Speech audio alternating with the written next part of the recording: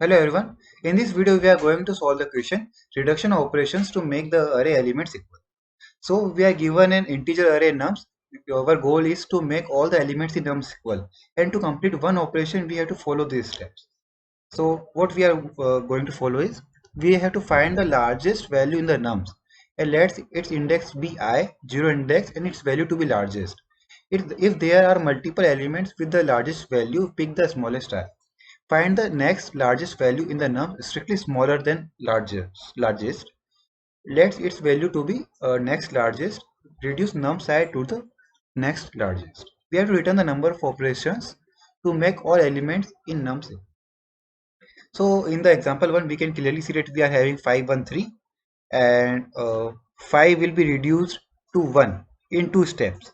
Okay, so first 5 will be reduced to 3 and then to 1, and 3 will be reduced to 1 in one step. So we will be having total 3 number of steps, as you can see here. And for example, here in 111 we are all the elements are equal, so the number of operations will be 0. And here 1 1 2 2 and 3. Firstly 3 will be reduced to 2, and we will having this array, and the number of operations will become 1. And after that we will reduce all the 2's, all the 3 2's into 1, and for that we will be having 3 more operations, so total number of operations will become 4. Let's understand this question using this example, and it will clear all your doubts and concepts. So we are having a map, we are having a set. As you all know, the map stores the frequency of the elements. So after inserting all the elements in map, the map will look like this. We are having two occurrence of 2. We are having this. We are having two occurrence of 1, and we are having the one occurrence of 3. So that's how map will look like this. And we are also having a set. What set does? Set stores the element in sorted order, and it only stores the unique elements. So what my set will look like? My set will look like 1, then it will be having 2, then it will be having 3. Why I am doing this, you will get just in 1 minute. Okay. So if I have to reduce 2 to 1, what will be the number of steps? The number of steps will be 1. If I have to reduce 2 to 1, the number of steps will be 1. If I have to reduce 1, the number of steps will be 0 only, because it is already 1. The number of steps will be 0. And if I have to reduce 3 to 1, the number of steps will be 2, because 3 will be first reduced to 2 and then it will be reduced to 1. Okay, so here will be the number of steps. The number of steps will be the total count of the number of steps will be 1 plus 1 plus 2, that is 4. So let's see how we can do this. So we are having a map, we are having a set, and here the index of the set represents the number of steps that a number will require to reduce to the lowest number. For example, 1 requires since the index of the 1 is 0, and 1 required 0 step to reduce itself to the lowest number, that is 1. And here the index of the 2 is 1, and 2 requires 1 step to reduce to 1. And here the index of the 3 is 2, and 3 requires 2 steps to reduce to 1. And since the indexing in the set is not allowed, we can't access the element of the set using this operator. See, so we will be maintaining the indexes using this k variable. Okay, and since here we are having the multiple occurrences of each element, so we have to multiply with the occurrence also. For example, we require one step to convert 2 to the lowest number, that is 1. Okay, we require one step, but since we are having two occurrences of 2, the total number of steps will be 1 plus 1 2. Okay, so I think I am a little clear to you. Let's see how we can do this. So what we will be doing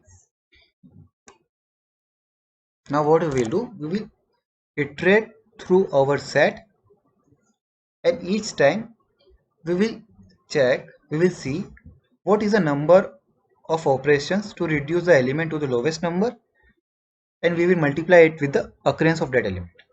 So let's begin. So at the starting we are at the 1. So what is the operation to reduce 1 to the lowest number, since the lowest number is 1? So what will the number of operations? The number of operations will be 0 to reduce 1 to 1. Okay. And what is the number of occurrence? The number of occurrence is 2. Okay. Now we will move to the 2. What is the number of operations to reduce 2 to 1? The number of operations is 1. And what is the occurrence of 2? The occurrence of 2 is 2. And what is the number of operations to reduce 3 to 1? Since 3 will be reduced to 2 and 2 then reduced to 1. So the number of operation to reduce 3 to 1 becomes 2. And what is the occurrence of 2? Occurrence of 3? The occurrence of 3 is 1. So we can clearly see the total number of elements, total number of operations becomes 2 plus 2, that is 4, which is same as this 1 plus 1 plus 2. So this is the approach that we are going to follow. Okay. And each time when we are iterating through this, we will be incrementing our k. So it becomes easier for us to maintain the index. Okay, and this 4 will be stored in our answer. Okay. Now moving to the code part. So here we are having the function int reduction operations, and we are passed an argument which is a vector int nums. So firstly we are having a map, we are having a set, as I have explained in the approach. And now what I am doing, I am inserting all the elements in map and set.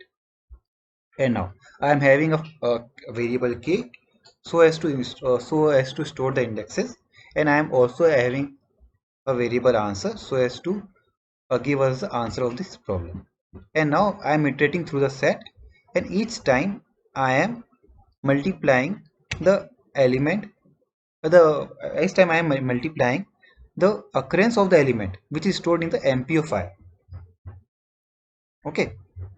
And k stores the index of that element, and I am incrementing the k since my index increases each time, and then I am returning the answer and submitting it. So it got submitted successfully. If you like this video, please like it, please subscribe it, and I will upload this code in the description below. You can check it out there. So thank you. Happy coding.